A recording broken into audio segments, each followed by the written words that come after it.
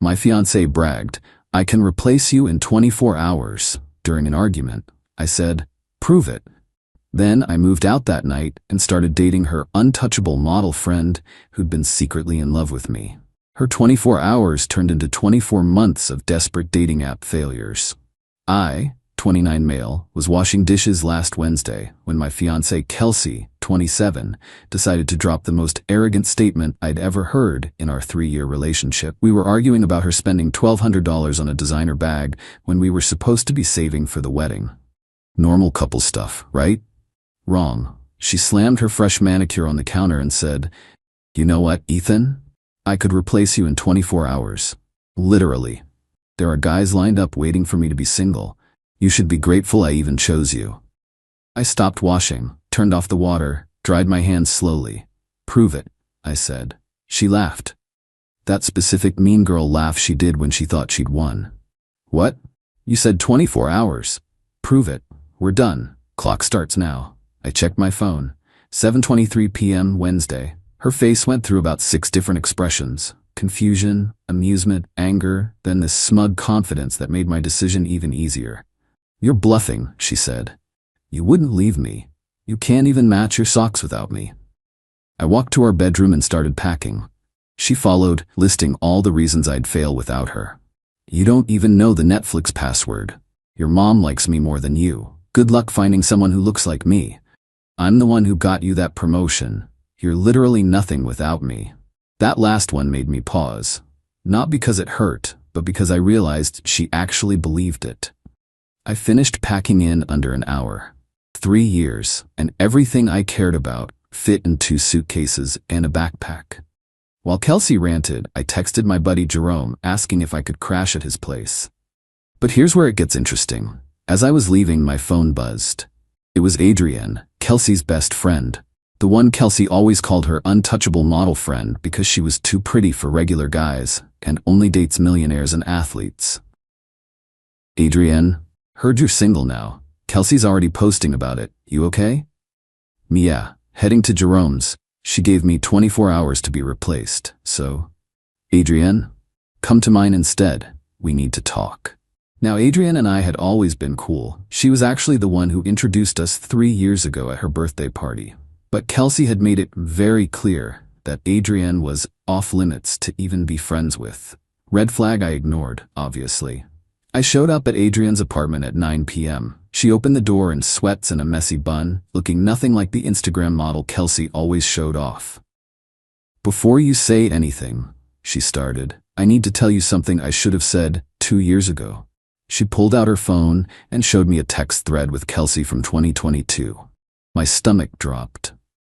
"Kelsey, Ethan's getting too comfortable, thinking about monkey branching to that lawyer guy from my Pilates class." "Adrienne, that's messed up. Ethan's a good guy." "Kelsey, good doesn't pay for Mykonos trips, babes, but he's stable enough until I find better. Plus his credit score is perfect. Already added myself to his Amex as authorized user, lol." There were dozens more, plans to upgrade me, jokes about my salary, screenshots of her Hinge profile that she'd kept active but hidden, messages about some dude named Tanner she was keeping warm as backup. "Why didn't you tell me?" I asked. Adrienne looked genuinely pained. "I tried. Remember that dinner where I kept saying you deserved someone who appreciated you? Kelsey threatened to tell everyone I used to escort in college if I said anything explicit. It's not true, but she had fake evidence she'd created. Then she said something that changed everything. I've been in love with you since that birthday party. But I introduced you to her instead because I thought she'd be better for you. God, I'm an idiot." Update 1, boys. The 24-hour deadline passed, and oh boy. First, let me address what happened with Adrienne. We didn't immediately jump into anything. She let me crash in her guest room. We talked until 4 a.m. about everything. She showed me 3 years of her private journal entries, with her permission, about watching me be with Kelsey. It was heartbreaking and beautiful at the same time. But the real entertainment was Kelsey's replacement speedrun. Hour 1 to 3, she posted a thirst trap on Instagram. Single and ready to mingle, taking applications. Got 200 plus likes and about 50 DMs from dudes. Hour 4 to 6, posted on her story at 3 different bars. Where are all the real men at? The videos got progressively sloppier. Hour 7:12 matched with 30+ guys on dating apps. Posted screenshots bragging about her options. Adrienne was screenshotting everything and sending them to me. We weren't laughing though, it was actually sad. Hour 13-16 brought some guy named Kyle home. He looked like he sold protein powder out of his truck. Posted a story of his back with "upgrade already." Hour 17-20, Kyle left. Kelsey posted and deleted a crying selfie. Then posted "know your worth, ladies." Hour 21-24, full panic mode. Started texting me from 3 different numbers. I kept blocking them. The messages went from "I win, I replaced you" to "can we talk" to "this isn't what I meant." The 24 hours ended at 7:23 p.m. Thursday. At 7:24 p.m., Adrienne posted a photo of us having dinner. Nothing romantic, just 2 friends eating sushi. Caption, "good company." My phone exploded. Kelsey called Adrienne immediately, screaming. Adrienne put it on speaker. "You backstabbing whore, he's mine." "You literally dumped him, Kels. Also, we're just having dinner." "I didn't dump him, it was a fight, and you know the girl code." Girl code doesn't apply when you treat people like disposable objects. Kelsey hung up and immediately started a smear campaign. Posted that Adrienne had been stalking me and sabotaging our relationship.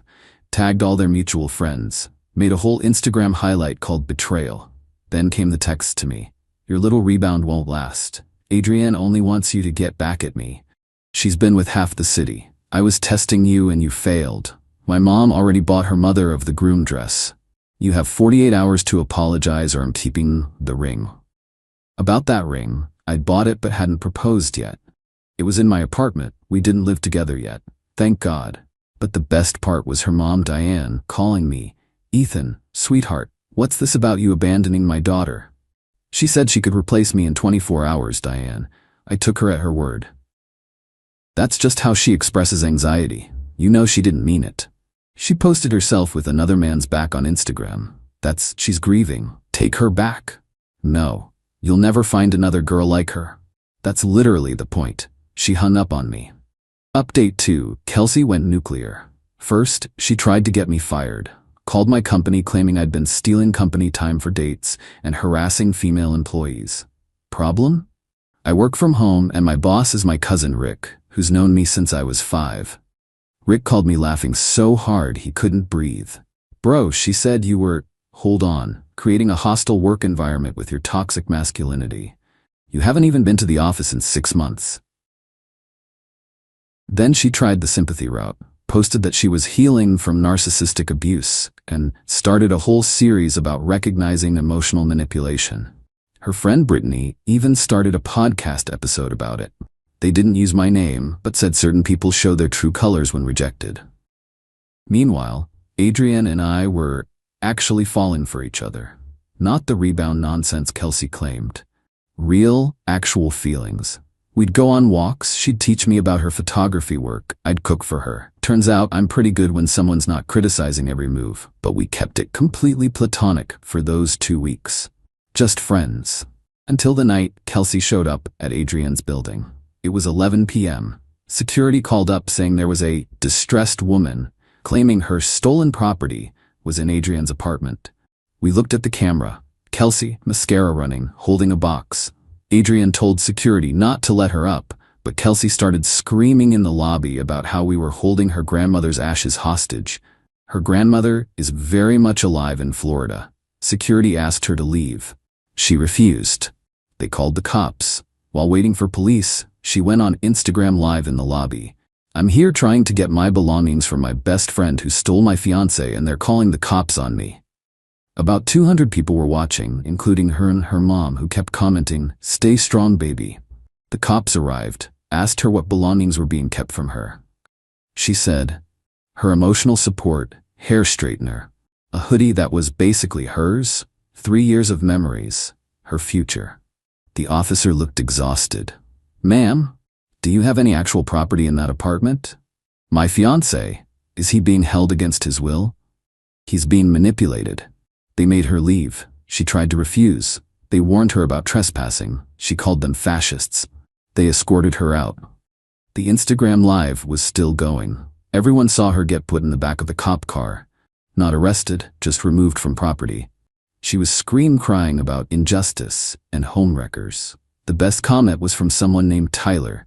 "Didn't you say you could replace him in 24 hours? It's been 2 weeks, sis." She blocked him on live. While in the cop car. Update 3. So Kelsey found out about the ring. My ex-roommate Brad, we'd lived together before I got my own place, ran into her at a coffee shop. She did her whole victim performance, and Brad, sweet idiot that he is, mentioned I'd been planning to propose before the breakup. She lost her mind. Started telling everyone I'd stolen her engagement and owed her a wedding. Posted a GoFundMe. Wait, no. She posted on her story, asking for donations to heal from stolen dreams. Her Venmo and Cash App handles. People actually sent money, like $300. Her friend group started planning a revenge wedding where she'd marry herself to reclaim her power. I'm not joking. There were invitations, a registry, everything. But then karma came in like a wrecking ball. Remember Kyle? The protein powder guy from her 24-hour replacement attempt? Turns out he was married. His wife Jessica found the Instagram posts. Jessica was creative. She didn't just confront Kelsey. She signed her up for every MLM presentation in a 50-mile radius. Kelsey's phone and email got flooded with opportunities for essential oils, leggings, supplements, and financial freedom. But Jessica wasn't done.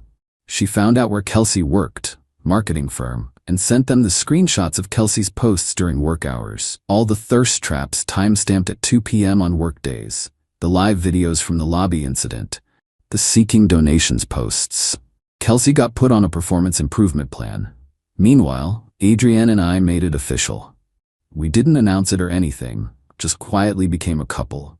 But Kelsey's other model friend, Simone, saw us at a farmer's market holding hands and immediately reported back. Kelsey's response was to create a 42-slide PowerPoint about why Adrienne was a toxic friend and send it to their entire friend group. It included screenshots from 2019, 5 years ago, where Adrienne said Kelsey's haircut wasn't flattering. A chart of every time Adrienne betrayed her, included things like, "Didn't heart my Instagram post fast enough." A timeline suggesting Adrienne had been planning to steal me since day one. Badly photoshopped evidence of Adrienne with random men. A slide titled, "Why I'm Actually the Victim Here," with 15 bullet points. Most people laughed, but her mom Diane shared it on Facebook with "The Truth About Fake Friends." The PowerPoint backfired when someone noticed she'd admitted to lying about several things, including claiming she made more money than she did, saying I was bad in bed to make her side pieces feel special, lying about having a trust fund, creating a fake recommendation letter for her job. Her company saw the PowerPoint. The performance improvement plan became a termination notice. Update 4. 6 months later. I need y'all to understand the level of delusion we're dealing with. Kelsey started a YouTube channel called Thriving After Betrayal, where she gave relationship advice. The first video was how to spot a future cheater, where she described herself, like literally described her own behaviors but attributed them to me. The comments were brutal. "Girl, you said you could replace him in 24 hours. This is the same woman from that lobby video? Sis is giving emotional damage. The projection is IMAX level." She deleted comments for 3 days straight, then turned them off. Her self-marriage happened. 12 people showed up, including her mom, her sister, and a bunch of people who just wanted to witness the train wreck. She wore a $3,000 dress she couldn't afford, made vows to herself about never settling for less than she deserves, had a first dance, alone, to thank you next. The DJ, her cousin, posted the whole thing on TikTok. It went viral for all the wrong reasons. Someone added the Curb Your Enthusiasm theme. Another person duetted it with footage of the Titanic sinking. The internet is ruthless. But here's the thing. She still couldn't replace me. Every guy she dated lasted max 2 weeks. Her Instagram became a graveyard of deleted couple photos. She'd post them with captions like, "Finally found my king," then delete them days later. There was Marcus the crypto bro who turned out to be 50 galli in debt, Alejandro who she caught DMing her sister, Keith who brought his mom on their 3rd date, some dude named Phoenix who only spoke in motivational quotes, a 22-year-old TikToker who called her auntie during sex. Meanwhile, Adrian and I moved in together, got a cat named Dumpling, started a little herb garden on the balcony. Normal, boring, beautiful couple stuff. Kelsey found out about us living together through LinkedIn of all places. Adrian updated her address for some professional thing. The meltdown was spectacular. She emailed my mother. A 6-page email about how I was ruining my future and making a mistake, and how she was willing to forgive me if I came back. My mom forwarded it to me with just, "This girl needs therapy. Also, bring Adrian to Sunday dinner. Love you. Final update." Exactly 24 months after Kelsey said she could replace me, in 24 hours, she texted me from her 17th new number. "I know you'll read this. I'm getting married next month, to a surgeon, who drives a Tesla, and has a house in the hills. I won. Just thought you should know." I didn't respond, but I was curious. Did some digging. The surgeon? A first-year medical student named Dennis. The Tesla? A 2015 Model S with 100K miles. The house in the hills? His parents' pool house. But honestly, good for her if she's happy. What she doesn't know is that Adrian and I got engaged 2 weeks ago. Real engaged, with a ring and everything. A simple proposal at the farmer's market where we had our first real date. We didn't post about it, didn't make announcements, just told our families and close friends, living our life without the performance. Her mom Diane found out through the grapevine and called me yesterday. Not to congratulate us, but to ask if we'd consider a double wedding to save money. I laughed so hard I dropped my phone. "Diane, your daughter said she could replace me in 24 hours. It's been 24 months. People make mistakes, Ethan. This isn't a mistake, this is consequences." She hung up, but not before muttering something about, "Some people can't forgive." The wedding planning continues for Kelsey and Dennis. She made a wedding website. The Our Story section is creative. Apparently they met when the stars aligned after toxic relationships. She refers to her past as learning experiences with narcissists. Dennis seems nice enough. Adrian actually knows him from some photography work she did for his school. Says he's sweet but naive. We're genuinely hoping it works out for them. But last week, the universe delivered one final dose of poetic justice. Remember the ring I'd bought for Kelsey? The one she demanded in her texts? I'd returned it months ago, taken the loss, moved on. Used some of that money to buy Adrian's ring. Smaller, simpler, but actually meaningful. Well, Kelsey's sister Emma reached out to Adrian. Turns out Kelsey had been telling Dennis that I'd stolen a family heirloom ring from her. That her grandmother's 3-carat diamond was sitting in my apartment. Dennis, being a good guy, offered to buy her a replacement that would be even better. Emma knew this was bullshit. Their grandmother is alive and wears her rings daily, but kept quiet until she saw what Dennis bought. A 0.5-carat ring that he went into debt for because Kelsey insisted she needed at least 2 carats to heal from the trauma. Emma sent Adrian screenshots of Kelsey crying to their mom about the tiny ring and how she deserved better after everything she'd been through. Dennis found out about the lies last Tuesday. The wedding is off. Kelsey is back on dating apps with a bio that says no time for games. Previous engagement stolen by a bitter ex and his homewrecker girlfriend. Looking for a real man who can handle a real woman. It's been 24 months. She still hasn't replaced me. Not because I'm irreplaceable, but because she never saw me as a person to begin with. Just a role to be filled. A checkbox on her life plan. Adrian and I are getting married next spring. Small ceremony, close friends and family, no PowerPoints, no Instagram lives from the lobby, no self-marriages required. To everyone asking why I didn't see the red flags sooner. I did. I just thought loving someone meant accepting their flaws. Turns out there's a difference between flaws and fundamental character issues. Kelsey, if you're reading this, and according to Emma, you check my Reddit daily, your 24 hours ran out 730 days ago. Maybe it's time to stop counting. Also, Dennis is a good guy. You should have tried actually caring about him instead of what he represented, but that would require seeing people as humans rather than accessories. Oh, and one more thing. Adrian wasn't secretly in love with me to hurt you. She was secretly in love with me, despite being your friend. There's a difference. One you'll never understand. Peace out. Going to water my herb garden and cuddle my cat with my fiancée who sees me as a person, not a placeholder. Edit. Stop asking for Kelsey's YouTube channel. Let's not brigade. Also, she deleted it after the 50th 24 hours girl comment. Edit 2. To everyone saying this is fake because no one would marry themselves, Google it. It's a real thing. The world is weird.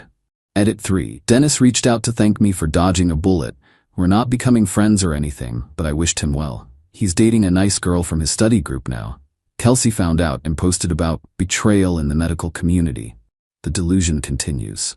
Edit 4. For those asking, yes, the herb garden is thriving. Dumpling hasn't eaten any of it yet. Life is good.